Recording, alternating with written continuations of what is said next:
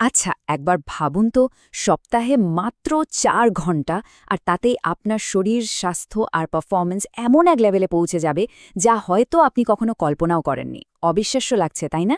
কিন্তু এটা কোনো কল্পবিজ্ঞান নয়, এটা টিমোথি ফেরিসের নিজের জীবনের গল্প, আর এটাই তার বিখ্যাত বই দ্য 4 আওয়ার বডির মূল মন্ত্র। হ্যাঁ, সপ্তাহে মাত্র ৪ ঘন্টা। এই আইডিয়াটাই তো আমাদের এতদিনকার সব বিশ্বাসকে নাড়িয়ে দেয়, তাই না? আমরা তো সারা জীবন শুনে এসেছি কঠোর পরিশ্রম করো, কিন্তু এই বইটা একটা নতুন প্রশ্ন সামনে নিয়ে আসে। আচ্ছা, আমরা যে এত খাটছি, সেটা কি আদৌ সঠিক কাজে খাটছি? আর এখানেই আসল ব্যাপারটা লুকিয়ে আছে। দেখুন, এটা কিন্তু শুধু একটা ফিটনেস বই না, এটা তার চেয়ে অনেক বেশি কিছু। এটা আমাদের শেখায় কিভাবে নিজের শরীরকে একটা সিস্টেম হিসেবে দেখতে হয়, একটা মেশিন যাকে আমরা নিজেদের ইচ্ছে মতো ডিজাইন করতে পারি। চলুন তাহলে এই সিস্টেমের ভেতরে ঢুকে দেখা যাক এর রহস্যটা ঠিক কোথায়। তো বইটার একেবারে প্রথম আর সবচেয়ে শক্তিশালী আইডিয়াটা কি?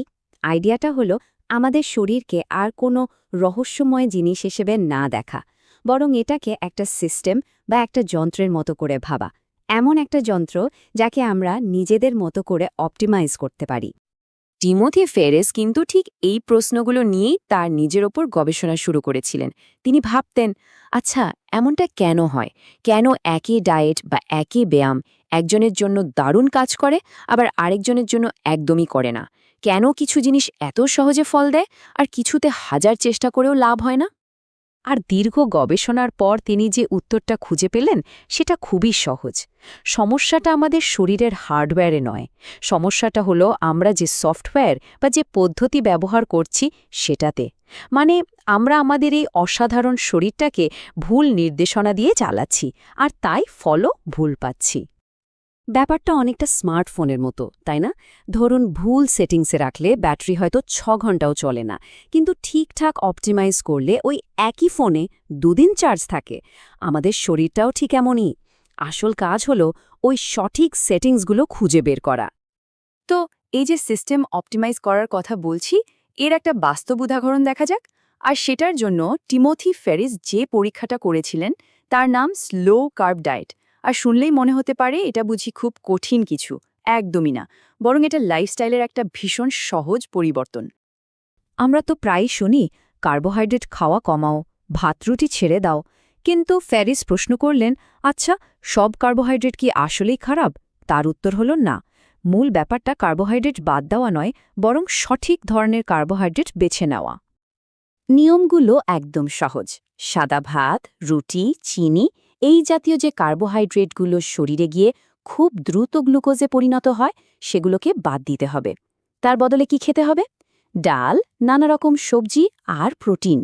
এর ফলে কি হয়? শরীর ফ্যাট বার্ন করতে শুরু করে, কিন্তু এনার্জি লেভেল একদম ঠিকঠাক থাকে। এই উপমাটা কিন্তু দারুণ, তাই না? আপনি যদি ভুল রাস্তায় খুব স্পিডে গাড়ি চালান তাতে তো লাভ নেই, গন্তব্যে পৌঁছানো যাবে না। আগে তো সঠিক রাস্তায় উঠতে হবে।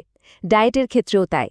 স্লো কার্ব ডায়েট হলো সেই সঠিক রাস্তা, যেখানে অল্প চেষ্টাতেই অনেক দূর এগোনো যায়।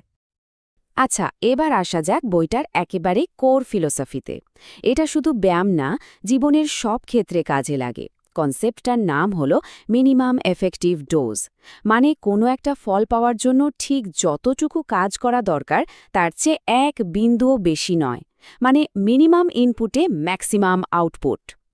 ব্যায়ামের কথাই ধরুন, সপ্তাহে কতদিন জিমে যাওয়া উচিত? ৫ দিন? ৬ দিন? ফেরিস বলছেন মাত্র ২ দিন। হ্যাঁ, ঠিকই শুনছেন।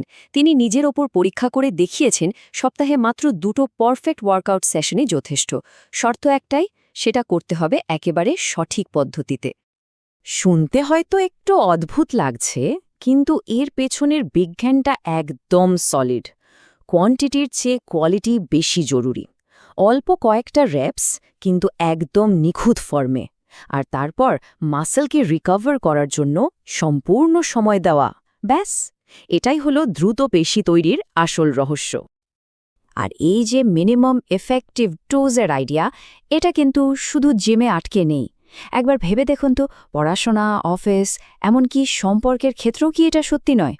অনেক কিছু করার চেষ্টা না করে যদি শুধু সঠিক কয়েকটা জিনিস মন দিয়ে করা যায়, তাহলেই তো আসল সাফল্য আসে।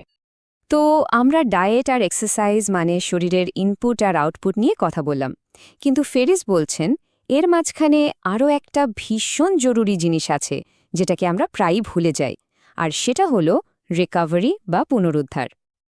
ঘুমকে তিনি কিসের সাথে তুলনা করেছেন জানেন? সফটওয়্যার আপডেটের সাথে। কি দারুণ একটা ভাবনা, তাই না? ঘুম মানে শুধু শরীরকে বিশ্রাম দেওয়া নয়, এই সময়টাতে আমাদের শরীর আর ব্রেন নিজেকে রিপেয়ার করে, ডেটা প্রসেস করে আর পরের দিনের জন্য সিস্টেমটাকে অপটিমাইজ করে। এই আপডেটটা ছাড়া কোনো উন্নতি সম্ভব না।